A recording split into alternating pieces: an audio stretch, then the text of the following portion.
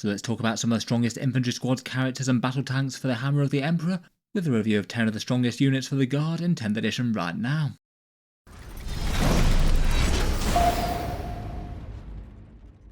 Hello and welcome back to Auspex Tactics, where today we're talking Astra Militarum, and in this video I thought we'd take a focused look at a few of the best datasheets around.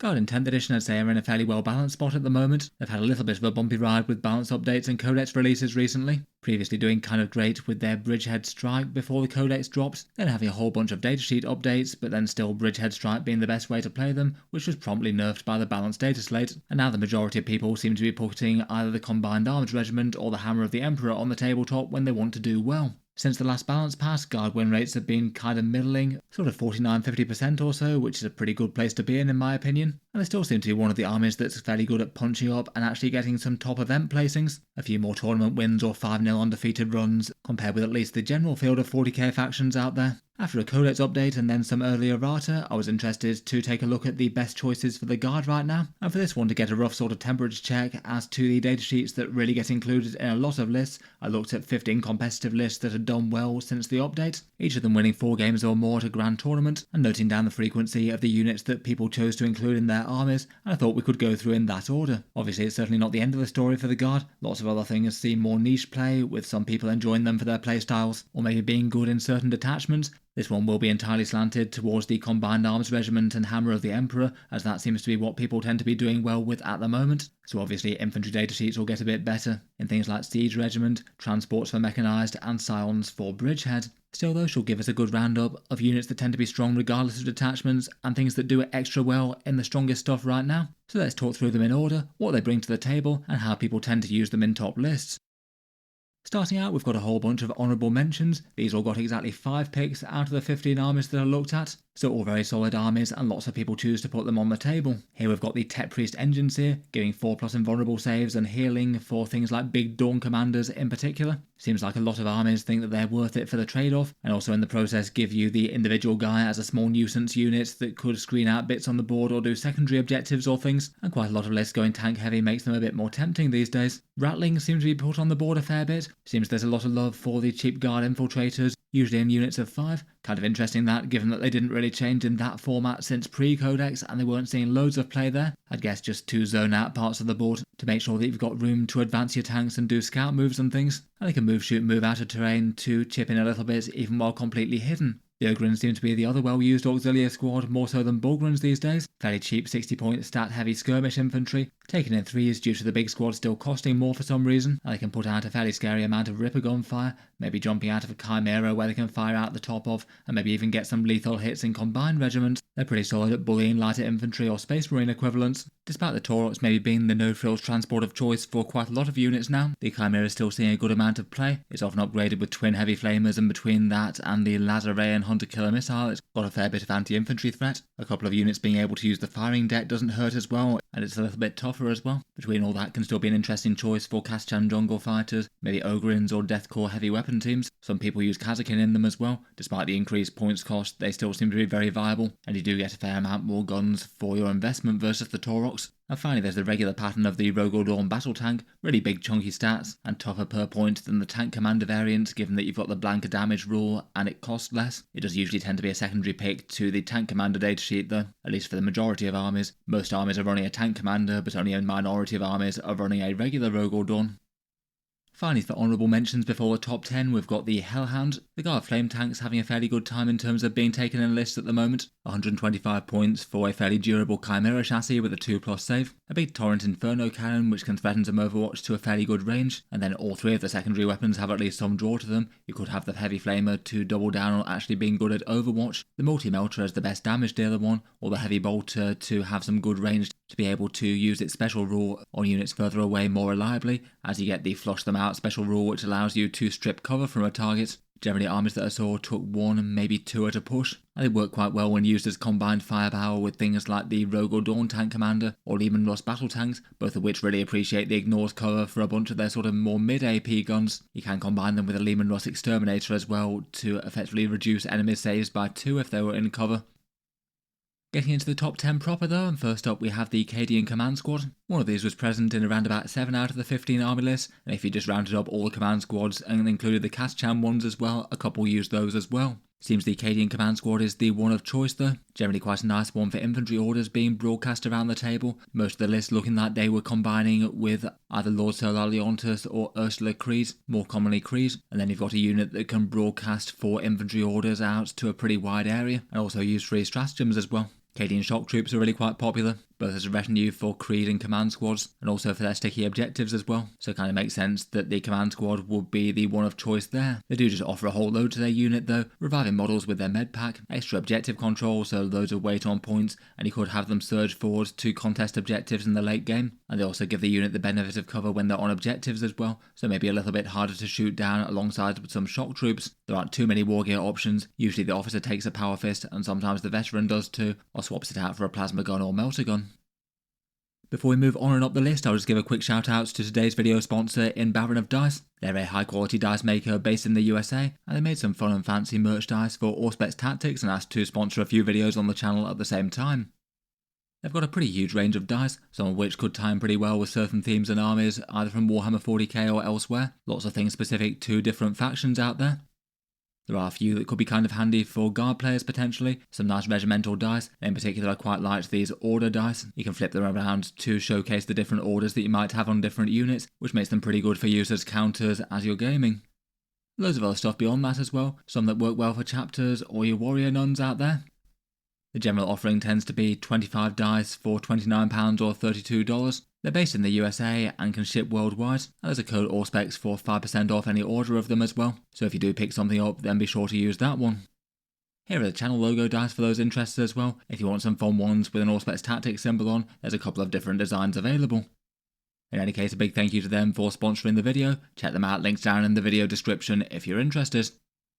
Next up, and also in 7 out of the army lists, is Ursula Creed, paired with Cadian command squads in a lot of cases, and used more in Combined Arms Regiment versus the Hammer of the Emperor, due to more of a focus on regiment-style datasheets over there. She's a guard officer with a little bit of personal threat between those pistols and power sword, but it's mainly all about the leadership abilities. 3 orders, 2 regiment units makes her the single most efficient source of orders in the guard book, and she has the ability for her own units to be affected by 2 different orders at the same time, so you could have move, plus a bonus to the saves if you wanted to surge her squad forward to the mid-board in the late game after she's had a few turns of buffing things. On top of that, once per battle round, a regiment unit can use a free stratagem within 12 inches, which could be nice for things like maybe Fields of Fire in Combined Regiment for example. I get a bit of extra AP shooting going there. Overall hard to go too far wrong with if you want to give some orders to big infantry blocks or other things advancing forward. A pretty reasonable choice to have sat in the backfield and keeping safe for a turn or two, and then maybe pushing forward with the command squad block later.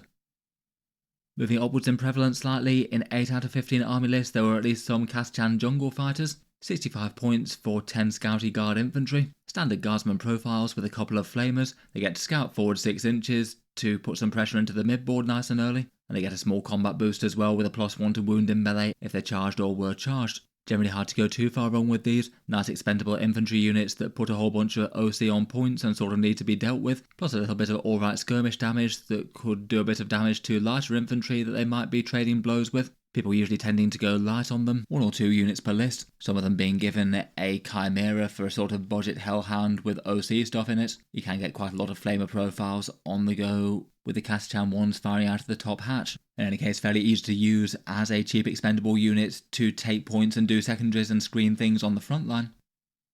Next up, we've got the tough and scouty buffing machine that is the Scout Sentinel. 55 points for an individual one, the vast majority of people just taking 1 as opposed to 2, even in combined regiments, and they were taken in 9 out of the 15 army lists that I looked at. Scout Sentinels are just very hard to go too far wrong with, at least for 1 or 2 of them in a list. They scout forward to be a nuisance unit. They're really quite tough for the cost, with 7 wounds at toughness 7, meaning that they're almost always going to be more of a pain to deal with than they're really worth. They're quite fast when they're on the board, and they maybe have a little bit more threat than a nuisance unit might be expected to have. A las cannon, a hunter killer missile, and a sentinel chainsaw to at least cause a tiny bit of incidental damage in close combat. To really make them more stand out though, their buffing rule is genuinely handy to have for a guard gun line. They can mark a unit for reroll ones to hit within 18 inches at the start of the shooting phase, so a pretty nice force multiplier for things like say Rogal Dorns or Leman Russes taking shots at things, or just about anything else to be honest. Overall just really nice units, and you can use them in a lot of ways: screening, secondaries, nuisance units, or buffing, and occasionally might just land a fair bit of damage with a las cannon when you roll well.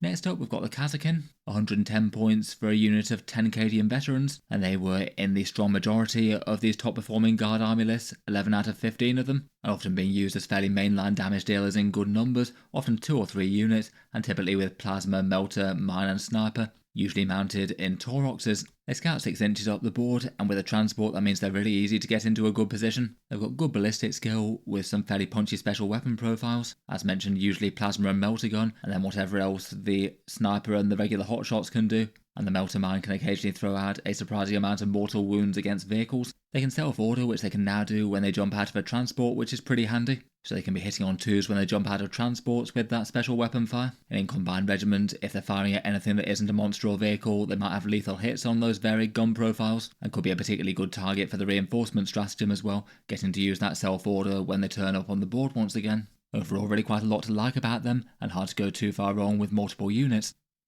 Conspicuously included in the same amount of lists as the Kasrkin are the Tauroxes, also in 11 out of 15, and this is usually the chosen ride to get Kasrkin where they need to be these days. A nice cheap transport at 65 points, so 20 points cheaper than the Chimera. Durability is fine for the cost, with 10 wounds at toughness 8, which is pretty good for 65 points. They move fast at 12 inches and can advance and drop as well, and that's particularly useful in the Hammer of the Emperor, given that allows you to auto-advance 6 inches, so they can move 18 inches and drop there. They have a couple of auto-cannon shots as well, and a Storm Bolter, though compared with the Chimera their damage threat is really low. But just in general they're a cheap and effective transport, able to zoom the Kasrkin to exactly where they need to be, while not taking up too many points, and then can just be a nuisance unit. As mentioned though, Chimeras are still very much played as well. 5 lists took those, so the Tauroxes seem to be preferred, but not dominant.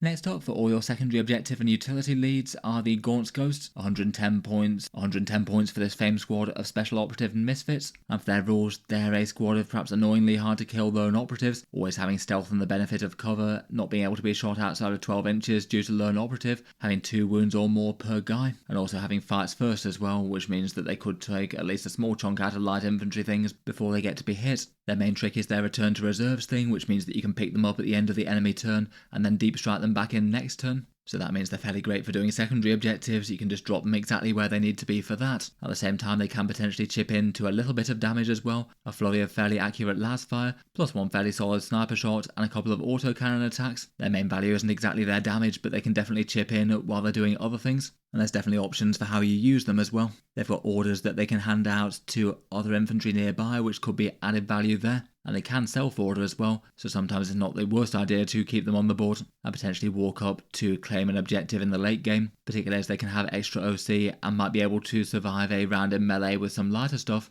Overall they're a strong unit and seem to be typically preferred versus the Calidus Assassin, which is their obvious competitor. That one was only taken in 3 lists, so in general people tend to prefer the Ghosts.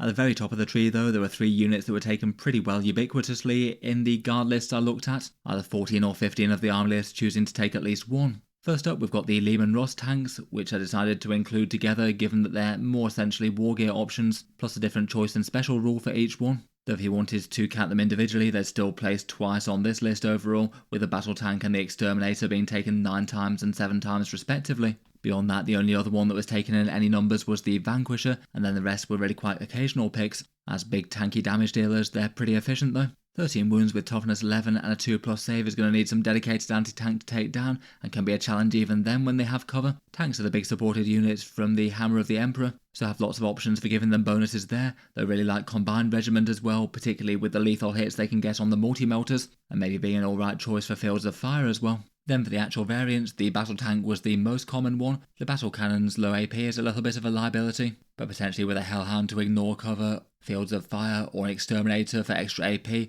or some combination of all 3 of those, that can be mitigated quite well. And being able to re-roll the hit rolls both on the battle cannon but also on the multi-melters and las cannons potentially against things on objectives is really quite a big advantage compared with the rest if you want damage. It certainly seems to be enough to outweigh say the extra AP of the executioner. Otherwise, the Exterminator is the other really commonly played one for obvious reasons. That one can give you extra AP against one target and still has a fairly nice general purpose damage profile. It can be nice to mark the way for, say, Rogal Dorn battle tank shooting, and is alright for Kasrkin or even other Exterminators too.